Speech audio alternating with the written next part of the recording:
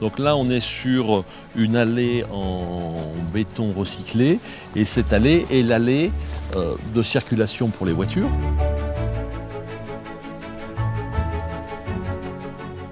J'ai toujours aimé jardiner.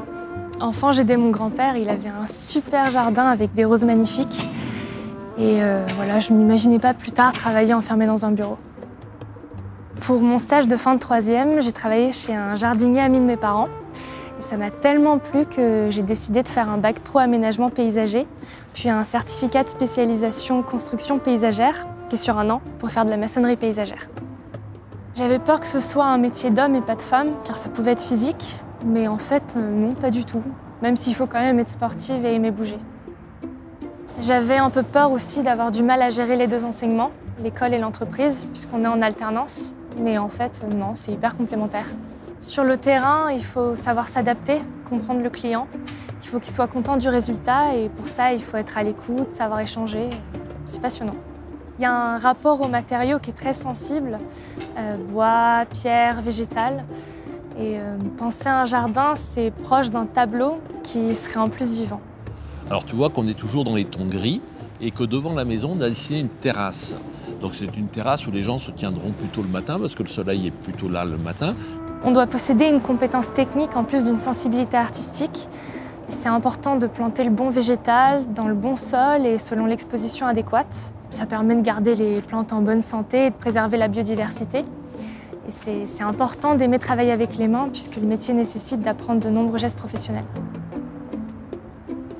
On doit aussi tenir compte des écosystèmes. Un jardin, c'est comme un puzzle où tout sera en harmonie.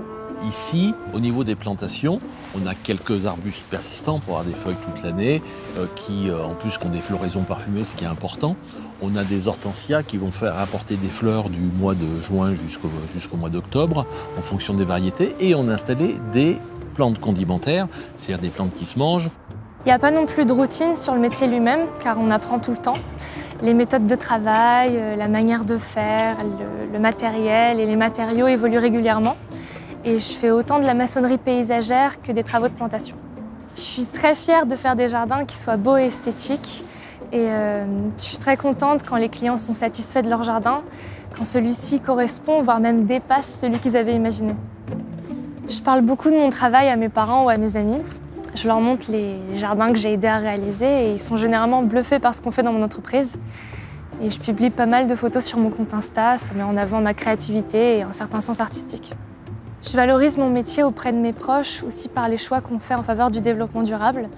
Le choix de matériaux locaux, gestion des déchets, recyclage. Mon maître d'apprentissage est très exigeant et il est très concerné par tous ces points. Mais il est aussi très bon pédagogue et j'aime bien apprendre plein de nouvelles choses. Nous sommes ici dans le jardin arrière. C'est le jardin qui est plutôt intime, qui sera en plus bien ensoleillé. Et ici, on a installé une grande terrasse en bois. Il faut savoir parfois faire face aux aléas de la météo dont on dépend. D'une manière générale, il faut être souple et s'adapter. Les chantiers d'aménagement sont tous différents, car les plans de conception varient d'un chantier à un autre. Donc il faut sans cesse s'adapter, ce qui fait qu'il n'y a jamais de routine dans le paysage, il y a toujours de la découverte. Et on a choisi un chemin en matériaux drainants, c'est-à-dire qu'on ne fait pas de surface perméable. Il faut que l'eau de pluie retourne à la terre. Je m'imagine évoluer dans l'entreprise vers un poste de chef de chantier ou conducteur de travaux pour coordonner un projet d'aménagement et être davantage au contact des clients, pour les conseiller sur les meilleures manières de faire, les végétaux à planter ou les fournisseurs. C'est vraiment une super formation, je ne regrette pas du tout mon choix et l'apprentissage m'a apporté un truc super important, la maturité et plus de confiance en moi.